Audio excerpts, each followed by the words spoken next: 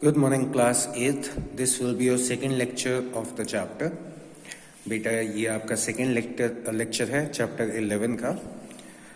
तो इसमें अब आपकी एक एक्सरसाइज दी गई है कि बेटा देखो यहाँ पे एक टेबल है जिसको दो बच्चे एक साथ एक ही डायरेक्शन में धक्का दे रहे हैं, है ना.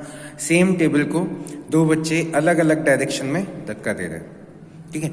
तो जब दोनों बच्चे एक साथ डायरेक्शन में धक्का दे रहे हैं, ठीक है, मतलब एक ही डायरेक्शन में दोनों बच्चे एक साथ धक्का दे रहे हैं, तो क्या हो रहा है, टेबल एक साथ मूव कर रही है, ठीक है, टेबल इस डायरेक्शन में मूव कर रही है.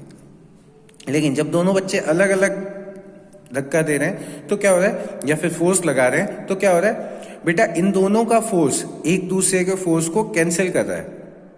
यहां पे क्या हो रहा है, दोनों लोगों का फोर्स इंक्रीज हो जा रहा है. मतलब एक तो फोर्स लगाई रहा है, दूसरा भी फोर्स अगर लगाने लगा तो दोनों का फोर्स ऐड हो जाएगा. लेकिन यहां पे क्या होगा, वो दोनों का फोर्स एक दूसरे को कैंसिल करेगा, ठीक है. तो ये डिफरेंस है बेटा इन दोनों केसेस में. तो यहां पे बेटा नेट फोर्स, यहां पे इस केस में आपका नेट फोर्स 0 से ज्यादा होगा और इस केस में आपका नेट फोर्स 0 के बराबर होगा, ठीक है. 0 के बराबर क्यों होगा, क्योंकि ये इन दोनों का फोर्स एक दूसरे को कैंसिल कर रहा है.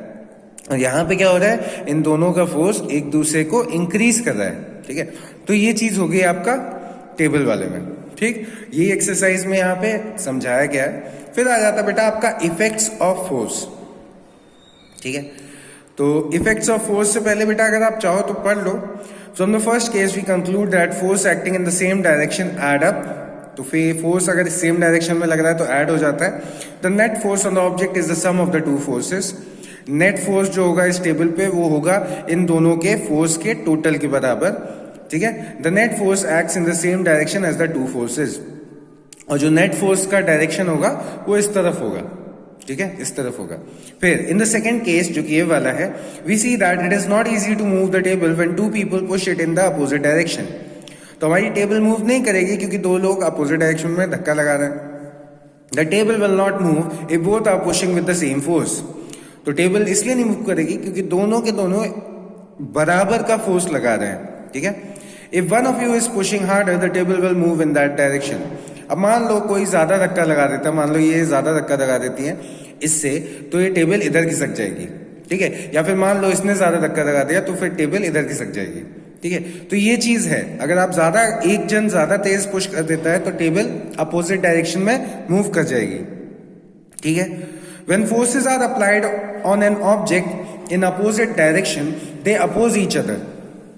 अब अगर फोर्सेस आपके अपोजिट डायरेक्शन में लग रहे हैं तो क्या होगा, वो एक दूसरे को अपोज करेंगे, कैंसिल करेंगे, ठीक है. तो the net force on the object is the difference between the two forces. तो जब आपके अपोजिट डायरेक्शन में फोर्स लग रहा है तो नेट फोर्स निकालने का तरीका है दोनों को सब्ट्रैक्ट करो, ठीक है.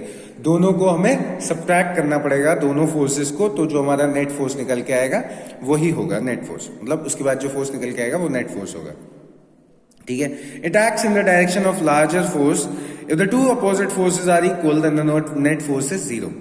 अब अगर आपका नेट फोर्स निकल रहा है, ठीक है, मान लो इस केस में आपका नेट फोर्स 0 से ज्यादा है, तो वो उतना ही ज्यादा होगा जो जितना ज्यादा कस के फोर्स लगा रहा है. मतलब इसने अगर ज्यादा फोर्स लगाया है इससे, तो जितना ज्यादा फोर्स इसने लगाया है वही आपका नेट फोर्स हो जाएगा.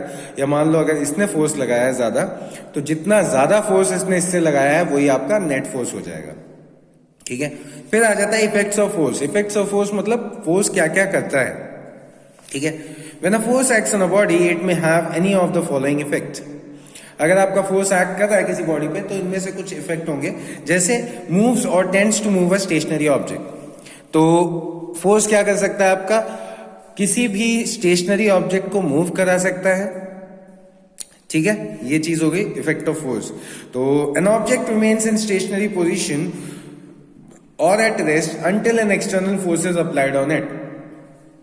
तो कोई भी ऑब्जेक्ट स्टेशनरी रहेगा जब तक कि उस पर कोई एक्सटर्नल फोर्स ना लगे. Pushing books placed on a table, pulling your school bag and hitting the striker on a carrom board makes them move, ठीक है. तो किसी भी चीज पे जब तक कि आप पुश ना करोगे, जब तक उस पर कोई फोर्स नहीं लगाओगे, तब तक वो मूव नहीं करेगा, ठीक है. But force applied on a stationary object does not always move them. और अगर आप फोर्स लगा रहे हो किसी भी स्टेशनरी ऑब्जेक्ट पे तो जरूरी नहीं वो हर बार उसे मूव ही कराए, ठीक है। For example if you push अ बस इट विल नॉट मूव। जैसे कि अगर आप बस पे धक्का लगाओ तो क्या मूव कर जाएगी? नहीं करेगी। A wall will not move however hard you push it. अगर आप दीवार पे धक्का लगा रहे हो तो क्या वो मूव करेगी? नहीं करेगी। In such cases a much stronger force is needed to cause movement. Thus we can say that a force changes और tends to change the state of rest of stationary object. तो क्या होता है? Force आपका change कर सकता है या फिर टेंड टू चेंज मतलब अगर आप फोर्स इंक्रीज कर दोगे तो चेंज हो जाएगा उसका स्टेट ऑफ रेस्ट, ठीक है। अगर वो रेस्ट पे है तो उसका स्टेट ऑफ रेस्ट वो चेंज करवा देगा या मूव करवा देगा बॉडी को, ठीक है। फिर है change the speed of moving object. वो आपका स्पीड भी चेंज कर सकता है मूविंग ऑब्जेक्ट की। जैसे कि suppose you are cycling on a road, ठीक है, on a straight road at the same speed. Now if you apply brakes or if your friend pulls your cycle from behind, what will happen? The cycle will slow down and stop. है ना? तो मान लो आप किसी straight road पे मतलब एक plain road है उस पे जा रहे हो साइकिल से, ठीक है, और जाते जाते आपने ब्रेक लगा दिया। तो ब्रेक लगाओगे तो क्या होगा? साइकिल की स्पीड स्लो हो जाएगी और रुक जाएगी, है ना। तो जो ब्रेक लगाना है वो क्या है? फोर्स अप्लाई कर रहे हो आप टायर के ऊपर, आप फोर्स अप्लाई कर रहे हो जिससे टायर में फ्रिक्शन पैदा हो रहा है और टायर आपका रुक जा रहा है, ठीक है। अब दूसरा केस क्या था कि जैसे किसी ने आपको साइकिल को पीछे से खींचा, ठीक है, तो पीछे से फोर्स अप्लाई कर रहा है आपकी साइकिल के ऊपर और आप रुक जाएंगे, ठीक है। समझ में आया? तो यही चीज है। Applying brakes on a moving car, a goalkeeper stopping a ball from entering the goal, a fielder in a cricket stopping a ball are also examples of forces slowing down or stopping a moving body. ठीक है, तो ये सारे examples हैं बेटा कि कैसे आपका फोर्स किसी भी मूविंग बॉडी को रोक भी सकता है। जैसे रुकी हुई बॉडी को चला सकता था, वो आपका पहला उसका फीचर था, इफेक्ट था।